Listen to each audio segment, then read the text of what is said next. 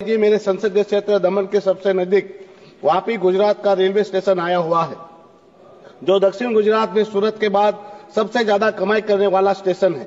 किंतु हमारे इस वापी रेलवे स्टेशन का जितना विकास होना चाहिए था, इतना विकास नहीं हो पाया है, नहीं इंफ्रास्ट्रक्चर के दृष्टि से, नहीं ट्रेनों की सुविधा के उद्देश्य से।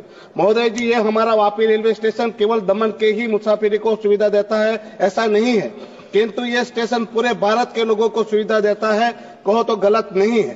क्योंकि हमारा दमन, वापी, डीएनएच, उमरगाम और जो विस्तार है वो सब औद्योगिक हब है।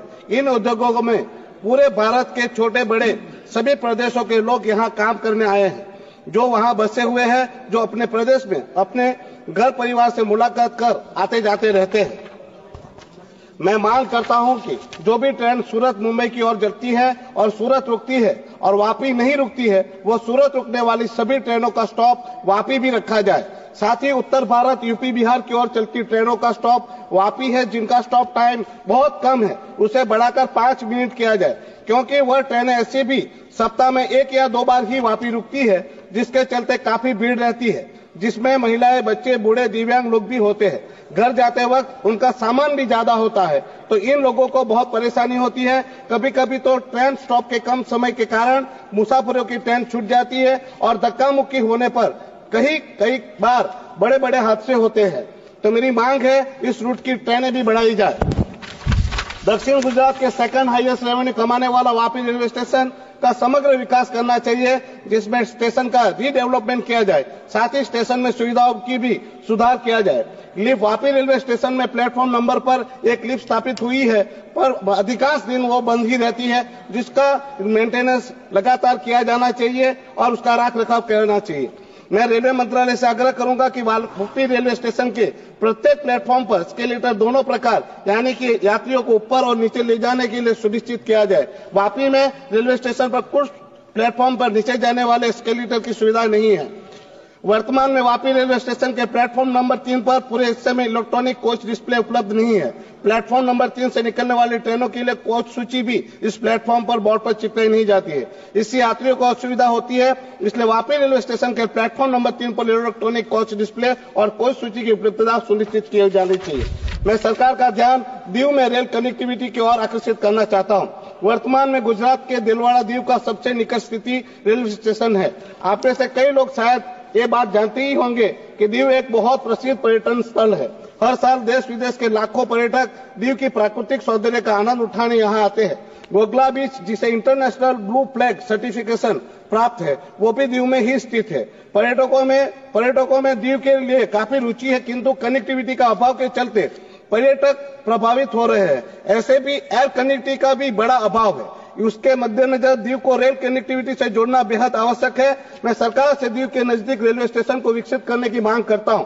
गुजरात स्थित दिलवाड़ा रेलवे स्टेशन को विकसित किया जाए। इस कदम से न सिर्फ टूरिज्म में बढ़ोतरी होगी, स्थानीय अर्थव्यवस्था को भी विकास के लिए नई ऊर्जा मिलेगी। सर, मैं दमन दीव का एकमात्र सांसद हूं, मेरे क्षेत्र का कोई बोलने वाला नहीं। सर, अभी तो मैंने शुरू करता हूं, आप खत्म कर देते सर। हर बार मौका दीजिए, 2-3 मिनट तो दीजिए कि मैं पूरी बात कर दूं। सर, हर बार मेरे साथ ऐसे ही होता है, लोग 10-10 मिनट बोल के गए। सर बोलिए, आप बोलिए, समय को आई मत। साथ ही दमन के उदवाड़ा रेलवे स्टेशन के कोल्लक से कड़िया, कड़िया से मोटी दमन से जमपुर से वापी रेलवे स्टेशन को जोड़ा जाए।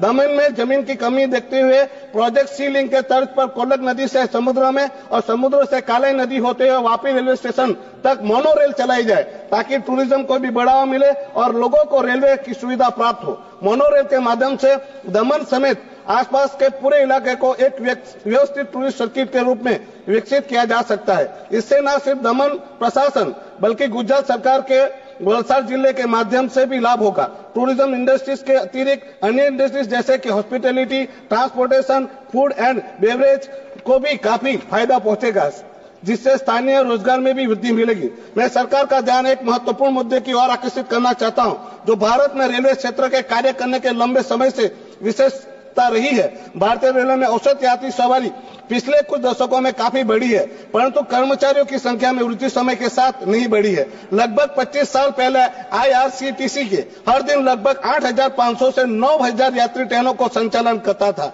आज भारतीय रेलवे देश में हर दिन 13,000 से अधिक ट्रेनों का संचालन करता है। भारतीय रेल की कार्यबल आज लगभग 1.2 मिलियन होने का अनुमान है। यह आंकड़ा 25 साल पहले लगभग 1.5 मिलियन था।